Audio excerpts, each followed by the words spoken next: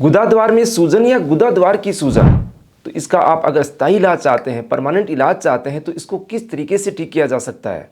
तो आज की इस वीडियो में मैं आपको बताऊंगा ऐसे 3 तरीके जो आपकी गुदाद्वार की सूजन को परमानेंटली ठीक कर सकती है। तो इस वीडियो को आप लास्ट तक जरूर देखिएगा। मैं हूं डॉक्टर रामदेव लमोरिया, एक होम्योपैथी कंसल्टेंट, और आपका बहुत बहुत स्वागत करता हूँ आपके अपने चैनल पारस होम्योपैथी में।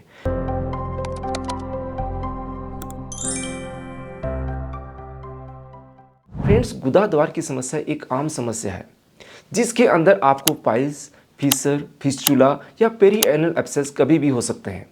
इसमें हम प्राय देखते ही हैं कि आप सर्जरी करवा लेते हैं, इसका कुछ ट्रीटमेंट ले लेते हैं, लेकिन ये समस्या आपको बार बार परेशान करती है। तो इसके अंदर सबसे खास ज़रूरी है कि आपको इसका रूट कोज जाने की, इसका मेन मुख्य कारण क्या है, क्यों आपको ये चीज़ बार बार परेशान कर रही है। तो आपका एनल वाला पार्ट आपके डाइजेशन सिस्टम का लास्ट पार्ट होता है। तो ये तो आप सब हर व्यक्ति जानता है कि ये डाइजेशन सिस्टम का ही पार्ट है। तो हम क्यों नहीं इसके कारण को जान पाते हैं कि आपको ये समस्या बार बार क्यों हो रही है। तो इसका मेन रूट कोज है आपका डाइजेशन का खराब होना। वो डाइजेशन आपका किसी भी वजह से खराब हो सकता है, आपकी लाइफ स्टाइल ऐसी हो, या आपका खान पान गलत रहा हो, या फिर आप एक्सरसाइज नहीं कर पा रहे, कोई भी कारण रहा हो, लेकिन है कहीं ना कहीं आपके डाइजेशन में दिक्कत। आप कितनी भी सर्जरी करवा लीजिए, ऑपरेशन करवा लीजिएगा, आप कितना ट्रीटमेंट लीजिएगा, लेकिन जब तक आपका डाइजेशन इस चीज़ को सपोर्ट नहीं करेगा, आप परमानेंट इस चीज़ से राहत नहीं पा पाएंगे।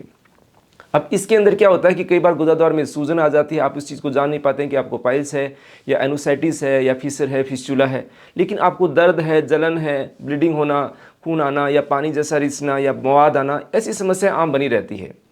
लेकिन हम इस चीज़ पे ध्यान नहीं देते, हम उस चीज़ पे, सिम्टम्स पे नज़र डालते हैं कि आपको दर्द हो रहा है तो इसका हम दवाई ले लें, गोली खा लेते हैं, लेकिन इसका रूट कोज है आपका डाइजेशन। तो डाइजेशन को हम कैसे परमानेंटली ठीक कर सकते हैं, उसके तौर तरीके आपको अपनाने पड़ेंगे, तभी आप गुदाद्वार की जो समस्याएं होती हैं, सूजन होती है, उनको परमानेंटली ठीक कर सकते हैं। तो इसमें सबसे पहला तरीका है फ्रेंड्स, आप अपनी डाइट को कंट्रोल कीजिएगा। डाइट का कंट्रोल का मतलब ये नहीं है कि आप खाना नहीं खाएं, आप फास्ट करें या बिल्कुल कुछ खाएं नहीं, ऐसा नहीं है। डाइट को आप सीमित कीजिएगा, सही समय पे खाना खाइए, हल्का भोजन लीजिए जो आपके डाइजेशन को सही सपोर्ट करता हो। कई बार हम क्या बहुत भारी खाना खा लेते हैं या एक टाइम ही खाना खाते हैं, दूसरे टाइम खाते ही नहीं, वो एक साथ खाने की वजह से आपका डाइजेशन प्रॉपर नहीं हो पाता, आपको दिक्कतें होती है। या फिर आपका बैठने का काम ज़्यादा है, सिटिंग वर्क ज़्यादा है, आप उसके अकॉर्डिंग डाइट हैवी ले लेते हैं तो भी आपको डाइजेस्ट नहीं होता, आपको गैस बनने लग जाती है, पेट भारी भारी रहने लग जाता है, उसकी वजह से आपको कब्ज़ या कई बार लूज मोशन की शिकायत होती है। तो लूज मोशन और कब्ज़ दोनों की वजह से ये समस्याएं आपको क्रिएट हो सकती हैं। इसलिए आपकी डाइट पे आपका कंट्रोल होना चाहिए। आप हल्का भोजन का मतलब आपको जो अच्छी तरीके से पच सके, आपके पेट में भारीपन पैदा नहीं करे और आपको कोई भी दिक्कत किसी तरीके की ना करे। सेकंड सबसे इंपॉर्टेंट कोज है, जो तरीका है वो है दोस्तों एक्सरसाइज। हम क्या करते हैं कि प्राय ऑफिस के अंदर बैठे रहते हैं, 12-12, 10-10 घंटे, 8-8 घंटे काम करते हैं, लेकिन हमारी फिजिकल एक्टिविटी की बजाय मेंटल एक्टिविटी बहुत ज़्यादा होती है।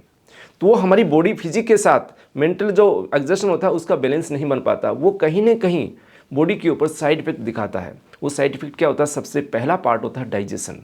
आपका डाइजेशन धीरे धीरे खराब होने लग जाएगा, आपके पेट में गैस बनेगी, पेट भारी रहेगा, आपका मोशंस क्लियर नहीं लगेगा। तो अल्टीमेटली क्या होता है, लास्ट में कहीं ना कहीं जाके लंबे समय बाद में आपको गुदाद्वार की समस्याएं, सूजन की समस्याएं क्रिएट होती है। तो सेकेंड पॉइंट हो गया। थर्ड पार्ट है मेडिसिन का। अगर आप प्रॉपर ट्रीटमेंट नहीं लेंगे, आपने आधा अधूरा अगर ट्रीटमेंट किया तो इस चीज़ से निजात आपको नहीं मिलेगी।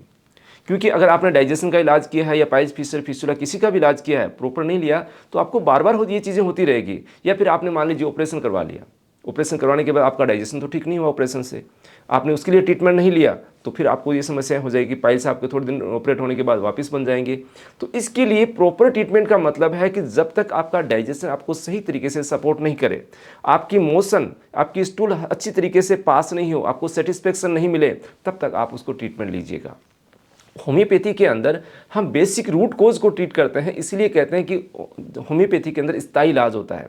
स्थायी इलाज कब होता है, जब पेशेंट उसको प्रॉपर तरीके से लेता है, सही सिम्टम्स के बेस पे लेता है, खान पान का पूरा ध्यान रखता है, तो ही इन चीज़ों से निजात मिलती है। तो होम्योपैथी के अंदर बहुत ऐसी दवाइयाँ होती हैं जो आपकी जो गुदाद्वार की सूजन को परमानेंटली ठीक कर सकती है। तो सबसे पहली मेडिसिन है जो मोस्टली यूज़ की जाती है, नक्स वोमिका।